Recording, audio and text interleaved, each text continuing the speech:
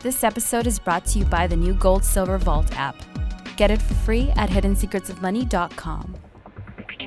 The entire world is facing a debt-driven disaster, the scale of which has never been seen before in human history.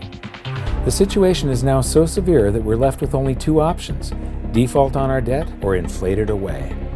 You can already hear people blaming the free markets and even money itself for our problems, and to me this is just tragic, because we don't have free markets anymore, and we certainly don't use real money. This is the real reason for our problems. Our money itself has been corrupted. It's not just an issue of economics. This affects your freedom. When this crisis hits, people will be screaming for the government to do something when it was the government that caused the problems in the first place. Many societies have faced this dilemma in the past, and we can learn what the outcomes might be simply by studying what they did and comparing it to what we're doing today.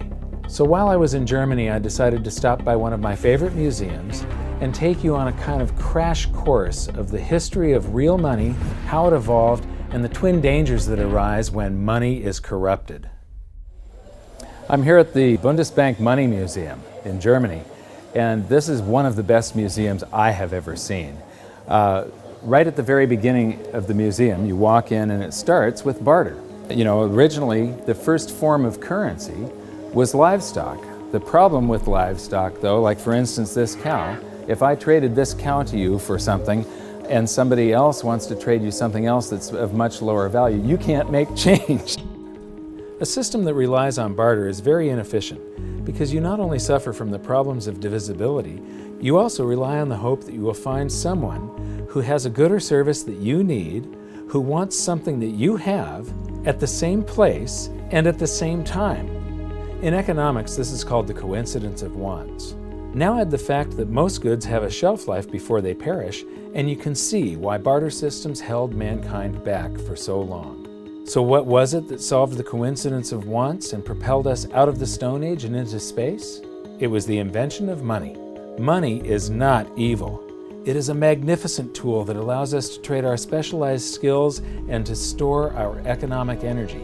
Without it, we'd be struggling to feed ourselves each day, and our average lifespan would still be 30. In episode 1, we learned that real money has to fulfill certain properties in order to function. But 2,600 years after its emergence, people still confuse money with currency, even the so-called experts. So they've got here some of the things about what money is. The first example here is money is whatever goes. So in earlier cultures, commodities such as cattle, stones, or metals were used as money. Buyers took the value of the goods on trust when making their purchase. Today, too, money is a question of confidence. So the currency, today isn't money, today we're using currency, but the only reason it has any purchasing power whatsoever is because yesterday your experience was that it purchased something. So you have faith that it's going to purchase something tomorrow. Otherwise, it has no value. Whatever form it takes, reliable money has two characteristics. It is genuine and it is stable. People can rely on its value. Well, what fiat currency around the planet has maintained its value? They all fall in value. So right away you can see the difference. They're talking about currency here. And when they say it's genuine, what is genuine? A counterfeiter, somebody that's running their own printing press in their basement, is making genuine notes as far as he's concerned. They're genuine counterfeits. These things that just come off of a printing press, well, yeah, it's a genuine lie from a central bank or a government that you've got something that's going to store value for you, because it doesn't over long periods of time. It loses value. Gold, banknotes, and electronic money, meaning electronic currency, may be stored, divided up, or transported. As its material value has declined over time, its genuineness has had to be beyond question. Well, this one says that it's got to maintain its value, and right here they're contradicting the next one. The one thing here, gold, is the only thing that they're talking about that has not lost its value. In the past, rare goods were used as money. Today, central banks must ensure that the supply of money is restricted. Well, what are they doing all over the planet today? They're lifting all the restrictions on how much currency they're creating. They're flooding the planet with currency. The next display shows the usual museum pieces that are described as commodity money: cowrie shells, representative axes, cocoa beans, and the like. While these work better than barter, none of them were actually money because they all had a weakness: one or more properties of money that they couldn't fulfill. Therefore, they are commodity currencies, not money. Some of these were widely used right up until the beginning of the 20th century, and there's some stuff here that I haven't seen before. Here's something very interesting. This brick of tea, its value is in the intrinsic, it's in the commodity that you're using, it's the tea. But this one has a certain fungibility to it. Each unit would have the same value, and you can make change. You can snap these things apart into units of 6. It's portable. It's not that heavy. This fulfills quite a few of the functions of money. I would not imagine that it's that durable. It probably doesn't wear that well. And now we come to the emergence of real money. Here we have little pieces of metal, just little pieces that have been broken off of bars or something that was cast, other little blobs of metal that were traded as a currency. You know, they had purchasing power, they had an intrinsic value, but they still weren't fungible, which means interchangeable. Every one of them had a different value. You can see that some of them have a higher silver content, some of them have a higher gold content. These are called electrum. It's a mixture of gold and silver, naturally occurring. What you notice is that this is from the 7th century BC, and then between the 7th and the 6th century, we're talking about somewhere between 680 and 630 BC, the emergence of true money. Here we've got 4 coins. The large one is a 1/3 stater coin, and the other 3 are 1/6 stater coins. Each unit is interchangeable. It's now a unit of account. You can take so many of these in trade for so many of loaves of bread, and you don't have to break out your little scale and weigh them any longer. With the little chunks of metal, you had to weigh every transaction that was going on. You had to weigh whatever your payment was and then take a guess as to what the purity was. Here you have some standards that were set by mints and guaranteed by those mints. These are a unit of account. They're fungible. Every one of them is interchangeable. They're portable, they're durable in your pocket over long periods of time. They're divisible, you can make change. You can see there's a 1/3 stater and 1/6 staters. And they're a store of value over long periods of time. These still have purchasing power today, 2,600 years after they were made. Another thing that I find really interesting is between maybe 680 BC and 300 BC, cultures all around the world, they all gravitated toward gold and silver coinage as money. The entire world sort of decided all together that gold and silver were money. Why? Because the free markets keep on selecting gold and silver as money because of the properties that it has. So, now we get to the room of real money. This is a vault door, and this is where they've got all the great examples of the real gold and silver coins. So come on in and join me. So here we get to the first, this is gold and silver, what they're using to make money, and here we have some very early representations of gold and silver coins. And I love these displays. They start with coins in Lydia, so these coins go back to the very first minting of true coinage. So here we have starting in the 6th century BC, and then it goes up to the 3rd century, and then from the 5th to the 11th century, and the 13th to the 15th century. And these displays just go on with the history of real money, gold and silver. Here is 17th and 18th century. Here we come to the 19th century, and now we're all the way up to the 20th century here. And here we come to our first example of government-issued fiat currency. This is from China. This is from 1375. And what's interesting is I have a chart that compares the value of the paper currency in China compared to silver. and there was a hyperinflation of this currency. It wasn't backed by anything. It wasn't backed by taxes. It wasn't backed by anything in the Treasury. They could just print this. And so this went into a hyperinflation because the government was just running its budget by just doing deficit spending by printing. And then I'm going to skip to some of the colonial currency. This is the United States, and each one of these currencies is printed by a different state. We've got Maryland, South Carolina, North Carolina, Connecticut, New York. This one here is particularly interesting. It's printed in the 14th year of the reign of King George III. It's dated March 25th, 1776. So this is just a few months before the Declaration of Independence. It says, "'Tis death to counterfeit." But this was printed just before we started coming out with the continental dollar, which went into a hyperinflation because of pure deficit spending on the Revolutionary War. And so this is the wall where real money gets corrupted. This is where it all turns to paper, which sometimes is backed by something, but it can be a lie. They can print more than they have of the stuff to back it.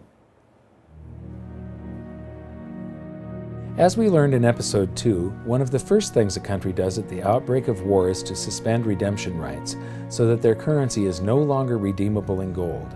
This is exactly what Germany did before World War I. After losing the war, they suffered through one of the worst hyperinflations on record when they were burdened with massive reparation payments to France and the Allies. These heavy penalties stifled the German economy and brought it to a standstill, leaving the country with the same two choices all indebted nations have faced throughout history: default on their debt or inflate it away.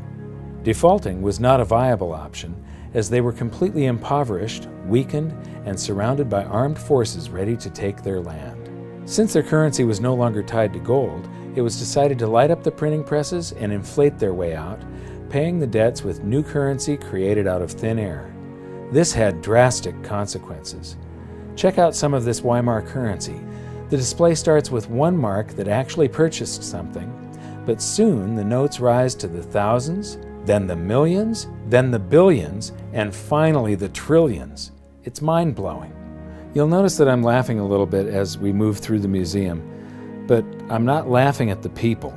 I'm laughing at the stupidity of central banks and of governments and how we never seem to learn from history. Okay, this is an example of different currencies used during the hyperinflation, and they call some of it inflation money and emergency money. This is interesting. They figured the way out of hyperinflation was to print more. So in 1923, the value of money fell by 50% or more per day. So that means prices are doubling every day if it's falling by 50%. Nearly everyone spent their money as quickly as possible on bread, shares, and other safe assets. Well, I don't consider shares safe assets. Actually, the stock market did not keep up with the inflation. However, this rapid circulation only served to stoke inflation even further. That's the function of velocity of money. It's just when velocity picks up, it's just like expanding the quantity. It's got the same effect. At the end, even 144 printing companies working for the Reichsbank could not keep up with the demand for banknotes. Emergency money issued by cities, local authorities, as well as banks and other enterprises started being circulated. So everybody was issuing currency to add to the currency that the government was printing like crazy. Although banknotes with face values of trillions of marks were issued, the vast demand for money, that's not correct, the vast demand for currency led to a paper shortage. Printers used anything that could be found, including wool, wood, and silk. So here's some example of wood, wool, and silk currencies over here. So this is a great example of how even here, in a museum of what they call money, this is the Bundesbank, one of the world's great central banks, if you can call any central bank great. They don't understand the difference between money and currency. They're calling all of this money, and it has nothing to do with money. This is just a promise. It was a promise to pay money at one point, and then it was a broken promise. people will have faith in these government-created currencies, and it allows governments to basically rob their own people. The government erased the debts that they had left over from World War I by just hyperinflating the currency, and basically that transfers all the wealth of the middle class to the government. The government inflated away the debts, but they also inflated away the prosperity of their entire population. When we were in Germany, we got a chance to shoot in front of the Bundestag, which used to be called the Reichstag, and it's very, very significant in that out of monetary crisis, you very often see the political landscape change dramatically. It's the middle class of a country that defines the country with their vote. They're the largest sector of any country, about 70%. And a currency crisis like a hyperinflation wipes out and impoverishes the middle class. And they become filled with fear. And it's very easy for somebody to come in and prey on that fear. And dictators arise out of hyperinflation. And this is one of my greatest fears as far as the United States goes. I think that we all have to be very, very careful and very watchful for what happens in the future. A few years ago, I was interviewing Congressman Ron Paul, and he said, I think that there's going to be a financial collapse before they come around to thinking seriously about monetary policy. But the real thing we have to worry about is not the loss of our wealth. It's the rise of a dictator. It's the loss of our freedom. And what's interesting is the rise of Hitler. There were 2 times where he played on the public sphere. He could never have come to power had there not been a hyperinflation back in 1923. Just 1 week before the end of that hyperinflation, that's when Hitler made his first big public appearance. Playing to the public fear, Hitler and his stormtroopers took over a beer hall called the Bürgerbraukeller that seats around 3,000 people. And he took the stage by gunpoint, and to this literally captive audience, he gave the speech that would change the world. Because of the hyperinflation, the audience had been recently impoverished. Their wealth had been stolen by the government running the printing presses. And so they're all scared. He offers them a scapegoat and tells them he's got the way out. He became very popular after that, and the very next day, the people that were listening to him followed him in an attempt to overthrow the government. He was arrested, tried, and convicted of high treason and served time. While he was in jail, he was provided with a private secretary, Rudolf Hess, and he actually wrote about half of Mein Kampf while he was serving time. But once the economy started to recover, Hitler lost that leverage, that power. He could no longer play on the fear of the public once the economic situation had changed.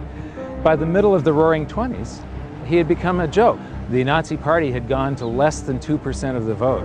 Then along came the Great Depression, and Hitler seized this opportunity again. He was the first politician to actually campaign by aircraft, hitting multiple cities in a single day. And the Nazi Party went from 2% of the vote to the second largest party in Germany. So playing on the public sphere, Hitler was able to take away the rights of Germans. He was able to, all these guaranteed rights in the Weimar Constitution, private property rights, the right to assemble, public assembly, the right to privacy in the mail, the telephone system. He just took away all of their rights and seized power. So these are some of the things that we have to be concerned about and be very mindful of. Economic crisis very often leads to the rise of a dictator. Yeah, the fact that this was just 70 to 80 years ago, basically there are still people alive today that experienced this, but enough of them have died off to where the warnings fall on deaf ears. Berlin is a great example of another massive danger to individual freedom that economic crisis can bring, the swing from capitalism to collectivism. After World War II, the city was basically divided in half, the West being capitalist and the East communist. Germany was reunified in 1990, but even this short period of separation showed the vastly different levels of prosperity that the two systems achieved. So this is the famous checkpoint Charlie, and what's interesting is how quickly an economy can heal. Just 20 years ago, you would have seen a tremendous difference between the East and the West. You'd have one side that has tall buildings and is much more industrialized and new, and then one side that's very old and gray. It was one of the best examples of what a state-run society does to an economy. How the more the public relies on government, the worse the general economy gets.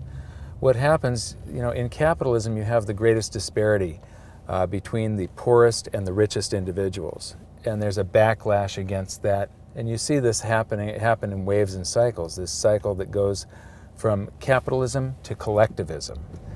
Here, the example, you had this line going right through a city, and one side of the city that was very poor, and the other side prosperous by comparison. Now, when we go toward collectivism, they want to eliminate this great disparity between the poorest and the richest individuals.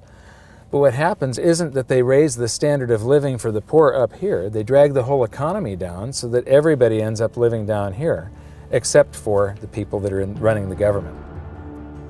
Collectivism is a danger because we've proven time and time again that it doesn't work. The evidence is in. If you look at history, it's clear that maximum prosperity can only be achieved through individual freedom, free markets, and sound money. You'd think that we'd learn from history, but I'm going to show you a few more displays from the museum that prove conclusively we haven't. And this is where we are today. This is a sheet of 50-euro notes, and these come out of the printing press, bam, bam, bam, bam, bam, just like those notes did. And the entire world today is sort of, every central bank across the planet is creating currency like crazy right now. I think we're going into a deflation, so they're trying to stave off deflation right now by printing their way out of it. So here we've got some examples of the technology that governments around the world are putting into their counterfeit currency so that the public can't counterfeit the currency that the governments are now counterfeiting. So you've got all these holograms and watermarks and different threads and different types of paper. And then here's this big old printing plate where they pop these things out a mile a minute. And right now they are hyperinflating the base money around the world, the paper money. We're going into a deflation though of the credit money, the voodoo hocus pocus currency that the banks just type into the computer. That's starting to collapse, where this stuff is expanding. So we learned in episode 4 that modern currency creation is a complete scam, but a whole lot of people had trouble believing that it could be true. The European Central Bank has this awesome display that shows you exactly how it's done, and it's basically the same as our episode 4. So here's a quick recap thanks to the ECB. Basically, the central bank and the Treasury swap IOUs. The central bank writes a check and the Treasury issues a Treasury bond, which is an IOU, and that creates currency, and then it gets, somebody is paid, it gets deposited into a bank account, and 1,000 marks, they withhold 10%. So right here, they're already telling you that his bank account is a lie. He deposited 1,000 in it. They only withhold 100 in case he wants some of that. And then they loan out 900, which then she buys something from this guy, he deposits the 900. They borrow 90% of that and leave just 10% on deposit for him. And the result is that it expands. Every 1,000 ends up creating 10,000, or every $1 creates $10. And they've got the result here. It's all sort of a voodoo hocus pocus scheme. One of the great things that I've noticed here is that throughout the museum they keep on proving the point that even though this is the Bundesbank Museum, they prove the point that fiat currencies that come off of a printing press eventually go to zero, that they're really worthless. This says the ideal goal of all monetary systems was to ensure that money is trustworthy and kept in short supply. Metal-based currencies restrict the money supply because metal deposits are naturally limited. However, during the Industrial Revolution in the 19th century, the rapidly growing economy needed a means of payment which could adapt flexibly to this growth. Baloney. You can have a fixed currency supply, and when you have economic growth, it means that the currency gains in purchasing power. In the 20th century, uncovered currencies, meaning unbacked currencies, have been the norm. In principle, the money stock could grow unchecked. This is why central banks must ensure that the money stock is in line with economic growth. Yeah, right.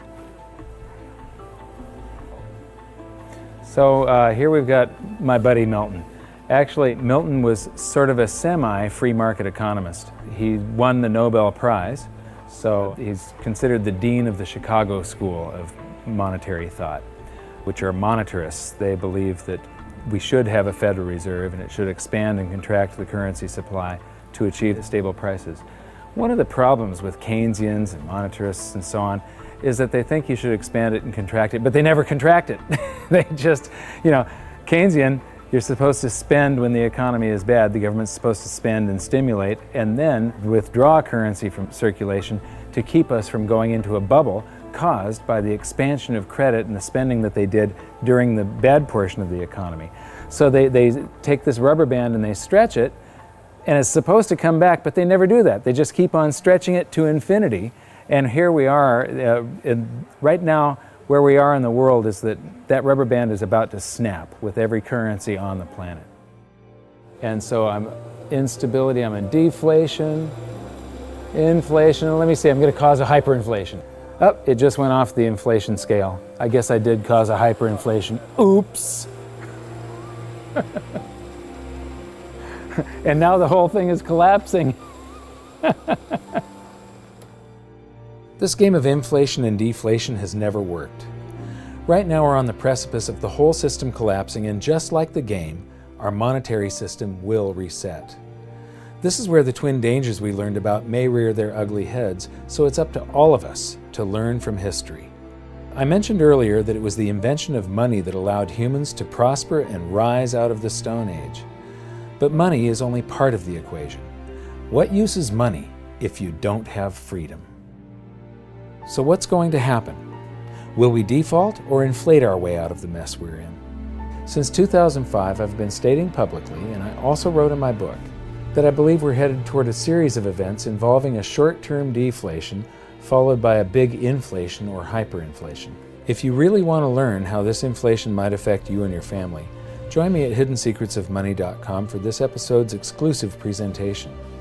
It's a special video that shows where I believe we are on this economic roller coaster of a ride and how I think it'll play out. So for now, what can you do? 1. Share this video on social media and subscribe to our YouTube channel. 2. Educate yourself by watching the rest of this series. And 3. Take action to protect yourself and your family. Learn what you can do at hiddensecretsofmoney.com. I'll see you there.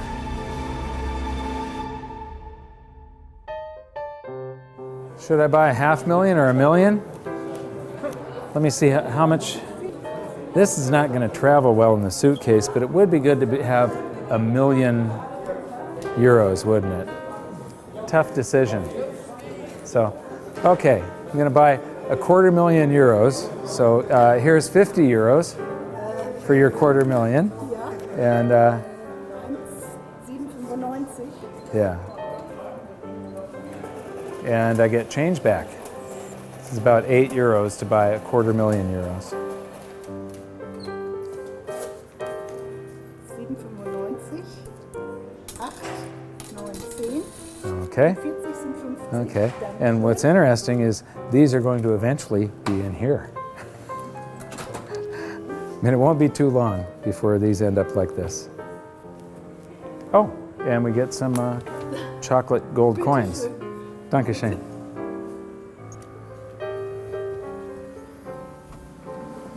So that's our tour of one of the best monetary museums I've seen so far. But what amazes me is that they still just don't get it. This episode was brought to you by the new Gold Silver Vault app. Get the latest silver and gold prices, news, videos, and track your holdings using the virtual vault feature all in the palm of your hand. Get it for free at hiddensecretsofmoney.com.